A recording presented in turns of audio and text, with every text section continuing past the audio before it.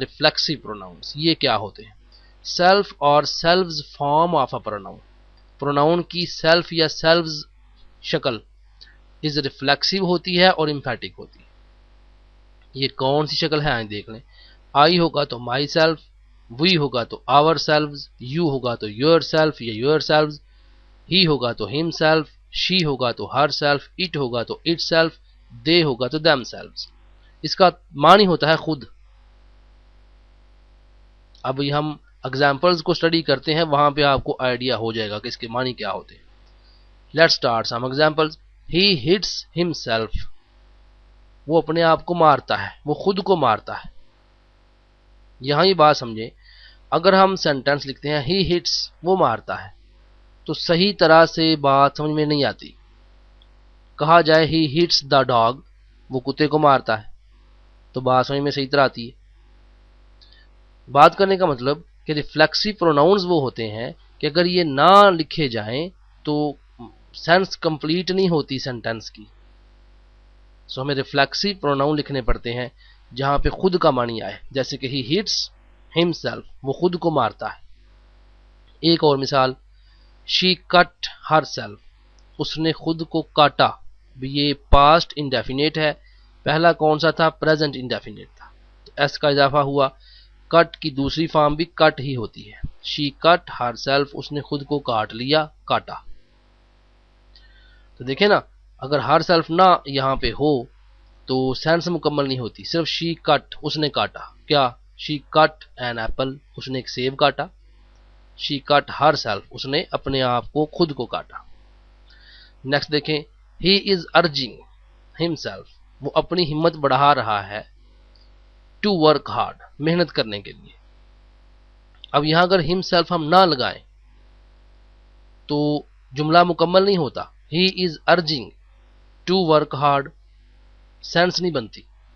सो himself ने क्या किया कि ही इज अर्जिंग हिमसेल्फ, वो खुद की अपनी हिम्मत बढ़ा रहा है टू वर्क हार्ड, मेहनत करने के लिए।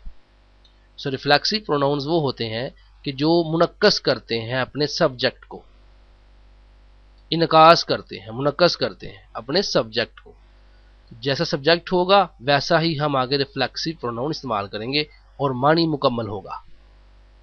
नेक्स्ट चलते हैं कि the meaning of sentence is not complete, sentence की मीनिंग मुकम्मल नहीं होगी विदाउट रिफ्लेक्सिव प्रोनाउन।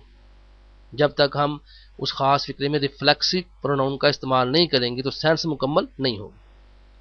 अब हम चलते हैं और देखते हैं कि what are the emphatic pronouns, जोर देने वाले। एम्फेटिक का मतलब होता है जोर देने वाले प्रोनाउंस। ये भी वही हैं, सेल्फ या सेल्व्स फॉर्म। तो ये किस तरह इस्तेमाल होते हैं आइए देखते हैं। सेंटेंस है आई have done it my self. अब जुमला आई हैव डन इट मुकम्मल है, अगर माई सेल्फ यहां ना आए जुमला मुकम्मल है। आई हैव डन इट, मैंने इसे कर लिया है, present perfect tense. I have done it, मैंने इसे कर लिया। अब अगर माई सेल्फ आए तो इसका मतलब है कि मैंने अकेले ही इसे कर लिया है, मैंने खुद ही इसे कर लिया है।